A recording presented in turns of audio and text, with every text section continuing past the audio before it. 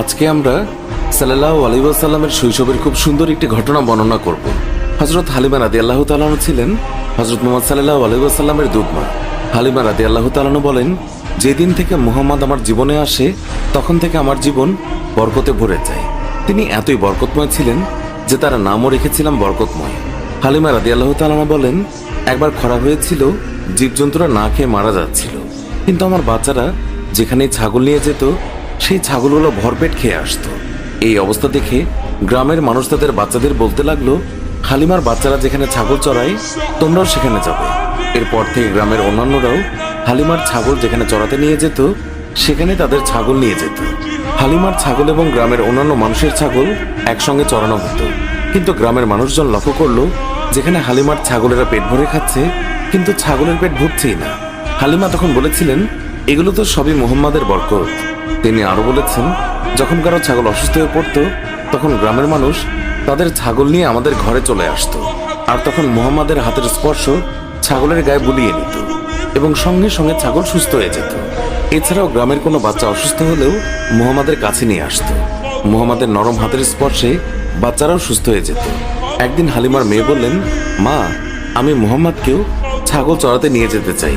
তখন হালিমা বললেন, মুহাম্মাদের এখন মাত্র 3 বছর, বাইরে অনেক রোদ, মুহাম্মাদের মায়াভরা মুখ রোদে পুড়ে যাবে। জঙ্গল দিয়ে হাঁটার সময় হিংস্র প্রাণীরা আক্রমণ করতে পারে, ওকে নিয়ে ছাগল চড়াতে যেও না। হালিমার মেয়ে বললেন, আমি যখন মুহাম্মাদকে নিয়ে বের হই আকাশের রোদ তখন মেঘে পরিণত হয়, আমাদের ছায়া দেয়। জঙ্গলের হিংস্র পশুরা মুহাম্মাদের গালে চুমু খায়। শুধু এতটুকুই নয়, যখন আমি মুহাম্মাদকে নিয়ে বের হই তখন আমার কাজগুলো সহজ হয়ে যায়।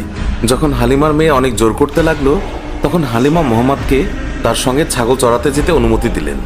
এইভাবে কয়েকদিন যাওয়ার পর হালিমা তিনি মুহাম্মাদকে বললেন, তুমি আর ছাগল চড়াতে যেও না, আমি তোমাকে অনেক মহব্বত করি, তুমি আমার কাছ থেকে দূরে গেলে আমি খুবই চিন্তায় থাকি। এরপর একদিন হালিমার মেয়ে কাঁদতে কাঁদতে বাসায় ফিরলেন। হালিমা কান্নার কারণ জানতে চাইলে মেয়ে বলে, তাদের একটি ছাগল শিয়াল ধরে নিয়ে গেছে। এই কথা শুনে হালিমাও কান্না করে দেয়। শিশু মুহাম্মদ তখন মায়ের চোখে পানি দেখে সে বলে, আমি এক্ষুনি তোমার ছাগল শিয়ালের কাছ থেকে এনে দেব। মা হালিমা তাকে যেতে না বলে, কিন্তু মুহাম্মদ রাসূলুল্লাহ সাল্লাল্লাহু আলাইহি ওয়াসাল্লাম তার কোমল মনে মায়ের কান্না সহ্য হচ্ছিল না। সে জঙ্গলে যায় এবং গিয়ে সকল পশুকে ডেকে বলে, আমার মায়ের ছাগল কে নিয়েছে। এই কথা শুনে সকল জানোয়াররা সেই ছাগলকে নিয়ে দৌড়ে এসে মুহাম্মাদের পায়ের কাছে এসে সালাম দেয়। তখন মুহাম্মদ বললেন, তোমরা কি জানতে না এই ছাগল আমার মায়ের ছিল? তোমরা কেন আমার মায়ের ছাগলকে আটকে রেখেছ? আমার মা এখনো বাসায় কাঁদছে।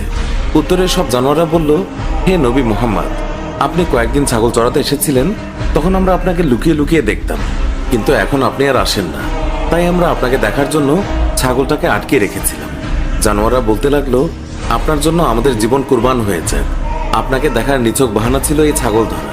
আমাদের দয়ার নবীকে জঙ্গলের পশু পাখিরাও তাকে দেখার জন্য আকুল হয়ে থাকতো। সুপ্রিয় দর্শক, এই ছিল আমাদের আজকের ভিডিওটি ভালো লাগলে লাইক দিন, শেয়ার করুন, আমাদের অন্য ভিডিওগুলোও দেখুন। ভালো লাগলে এক্ষুনি সাবস্ক্রাইব করে পাশে থাকা বেল আইকনটিও প্রেস করুন, এতে করে আমাদের সব ভিডিও নোটিফিকেশন আপনার কাছে পৌঁছাবে। এখনকার মতো বিদায় নিচ্ছি, দেখা হবে নতুন কোনো ভিডিওতে।